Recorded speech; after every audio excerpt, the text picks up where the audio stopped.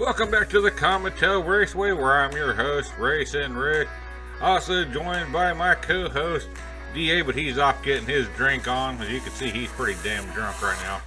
Get that picture off the screen of me. That is not even me. That's a stupid AI image. I'm right here, Rick. Oh, it's most definitely you there, DA. I just had to use that pic anyway, just because it makes you look dumber than what you already are. Anyway, let's meet our first four cars that will be joining us tonight. Hold it. Now you're gonna insult me. Last week your wife insulted my wife. Now you're insulting me. Oh, you don't want to start this war. You're gonna mess around and find out just how superior we really are. Meet High Roller, number 18 and built per speed, weighing in at 54.91 grams. This orange and black beast is driven by Gino from the Wizard of Oz. Sleek, fierce, and ready to dominate the track. Let's see what this powerhouse can do. Precision meets power. This 1990 Acura NXX is here weighing in at 50 pounds and dressed in a red and black. This sleek machine is piloted by Christy of G-Force Racing. Built for balance, tune, and speed. Let's see how this legend handles the heat. Old school muscle with a modern edge. This Ford Fairmont, number 81, is tearing up the track at 47 grams. This green striped rocket is driven by Kirky G from D20 Diecast. Vintage vibes, ruthless speed. Let's see how this classic contender rolls. From the depths of the scrapyard to the edge of glory, Trickster Sr. roars into the scene in the Cove Light. A silver and blue missile with flame kiss fury, yellow rimmed vengeance. Hot Nest Diecast doesn't just play by the rules.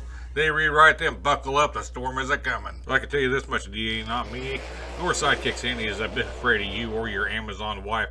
Anyway, we got racing to do here, as it was going to be Gino taking that lead, but it ends up being Christy taking that lead, as Gino took a hard hit there in turn number 1, and it will be Christy, Craigster Senior Gino, Kirky G. It was Gino that had the advantage with that inside lane starting us off here tonight, and he does take the lead going in the first set of turns, but watch this, is going to slide up the track and hit that numbskull billboard smack right in the face. And that's going to slow him way down there, and that allowed Christy C and Craigster Sr. to move up there and hawk him all the way down to third place. He needs to do a little bit better about keeping this thing under control if he wants to move on, folks. Lap 1 is now in the books. Let's see what happens here in lap number 2. As the cars are back up to the top of the Comet Raceway, and they are off and racing. This time it's going to be Christy who's going to take that lead coming out of that first set of turns. Can't you hold it here? All cars are kind of getting all kinds of squirrely around up there. Going into that Armageddon corner, but now they got to straighten back out again. We got a nice little battle going on back there for third and fourth place. And once again, it's going to be Christy, Craigster Sr., Gino, and Kirky G. 2 races down, and we've had the exact same results in both races. You rarely see that here at the Comet. Let's see what happens here in race number 3 as they are off and racing. This time it's going to be Kirky G taking that lead right before the first set of turns. He's still holding on to it here, going in. Oh, holy cow.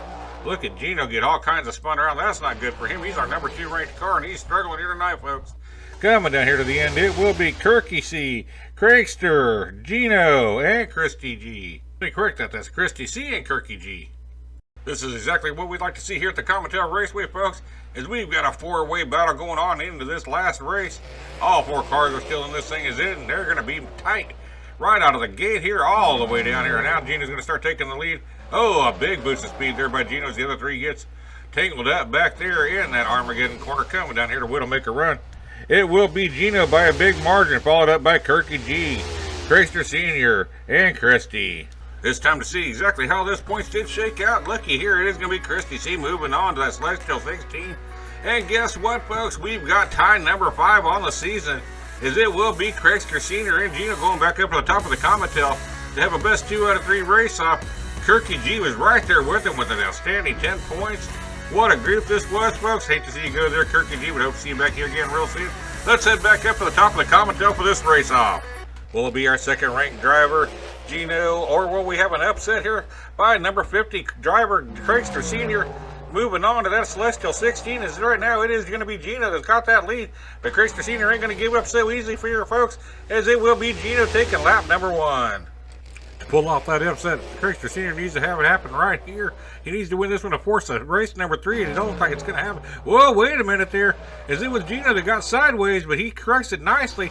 He's going to hold on to that lead if he can just hold it on the track here. Yes, it will be Gino moving on to that Celestial 16.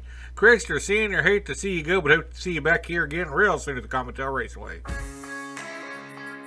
The Fast Lane versus Maverick.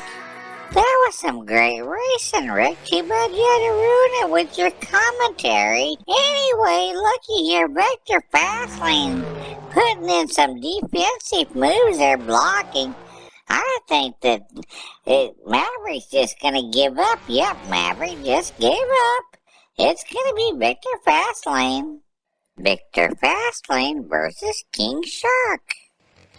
Victor Fastlane's gonna win again. There he goes, putting in that block. He's the best of the defensive driver. Anyway, Rick, I want to take this opportunity to say, my wife is not a female dog. Your wife better stop calling her names or there's gonna be a problem. I guarantee you. Victor Fastlane wins again. Well, DA, maybe if you were a little bit nicer, my wife would be nicer. And by the way, your wife has no business being on the show. We have a contract with you, not with her. And you're right, your wife is not a female dog. I hate to insult dogs like that. Anyway, nobody came here to listen to us squabble. Let's get on to some more racing. Let's meet our next 4 cars that are in tonight. Meet Jabo, the unpredictable pilot of Cheeseball. A 54.4 gram Ravager that rolls like a joke but hits like a punchline. This yellow menace with gold wheels and an unmistakable stamp of Dog Squad Racing. This ride isn't here to play nice. DSR on the hood, mischief in the mirrors. Jabo doesn't race for glory. Laro from 409 Diecast Racing driving his Karma. He don't need no name, no mercy. Laura rolls in silence, steering a 55 Karma class machine that doesn't need a title to make its mark. This car's blue shimmer is the last thing you'll see before it vanishes from the track. Carnage, the relentless force behind the wheel of a 55.1 Red Rocket doesn't just race, he unleashes. In his 2008 Lancer Evolution, stamped with the number 22 and flying under the banner of Puffs Racing, is a precision weapon wrapped in crimson chaos. With black windows, he hides the storm, and when he's on the track, it reflects his fury, even the mirrors flinch. From the back roads of Polk County comes a driver who defies his name, Tortoise King. Behind the wheel of a 54.7 flamed Kiss 69 Copo Corvette, he is a contradiction wrapped in chrome, blue body, orange flame, white hot ambitions. This isn't a car, it's a challenge. Alright folks, this should be another great battle. As all 4 are off and racing in a nice little tight group there. It is going to be Jabo that will take that lead. Coming down here. Oh, Jabo gets spun around, but he's okay. He's still got the lead. Oh, wait a minute. No, he don't. He got sideways once again. And it will be Laro overtaking him, followed up by Jabo, Karate Joe, Tortoise King. Laro with some opportunistic driving here as Jabo gets in trouble right there, right before that Armageddon corner. He gets sideways, gets backwards, but he corrects it. But now watch this. He does a complete spin there in that slingshot. And that is all that Laro needed to make a move right there to take over first place. That is a great bit of driving and taking advantage of the opportunities when he got them. As you just witnessed, it was Laro taking lap number 1 as Jabo squandered an opportunity and Laro pounced. And we're back off and racing here. It will be Laro taking that lead coming out of that first set of turns. Can he hold on to it here, folks? Or will he fall the same fate as Jabo did? As Jabo once again gets a little sideways up there and does a little spin once again. Coming down here to the end, it will be Karate Joe, Laro, Jabo, Tortoise King. Well, we've had some good clean racing. We've had some exciting racing.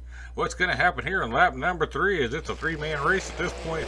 Unless Tortoise King can get it going right here. And it is going to be Karate Joe that will take that lead, followed up by Tortoise King. Can Tortoise King get around him? And he's really trying here as Karate Joe got loose. Can he make the move here in that Widowmaker run? It don't look like it. It's going to be Karate Joe, Tortoise King, Jabo, Laro. It does look like it's going to be Karate Joe moving on, but who will be joining? Will it be Laro or Jabo? Tortoise King's going to need a heck of a lot of help here to gap any chance. He's going to need some DNFs out there in front of him, as it is Jabo that's got that lead, followed up by Tortoise King. Can Tortoise King end up holding on to second place, or can he move up to first and have some DNFs? We'll see what happens here. Oh, they're all kinds of sliding all over the place. No, we lost Tortoise King. It's going to be Jabo, Karate Joe, Laro. Well, here you have it, folks. It will be Karate Joe and Jabo moving on to that Celestial 16. As Laro and Tortoise King, you've been eliminated. Nice shows you guys both put on here. I was glad to have you here. I hate to see you go, but hope to see you back here again. Commentator Raceway real soon. We're moving right along. We got one more race to go in round number 2 before we start on the Celestial 16. Before you know, we'll be on to the UFO, our new event that's coming up. UFO, you have to check that out on Red Line Derby. Yeah, we've already got it's pretty much full, so we got everybody filled up. That's not the point. I hope you come here to watch it when it does start here. I hope we finish this one first. This has been one heck of a show we've been putting on here, folks. It's a crazy world out there. I tell you what, I'm getting so sick and tired of all the political hate and all the hate that's going around. It's okay to disagree with someone, but let's be nice about it. Let's spread some kind words throughout our day. Let's give someone a smile and help out our fellow man. Until next time, race fans, happy racing. God bless, and we'll see you back here in 1 week at the Comet.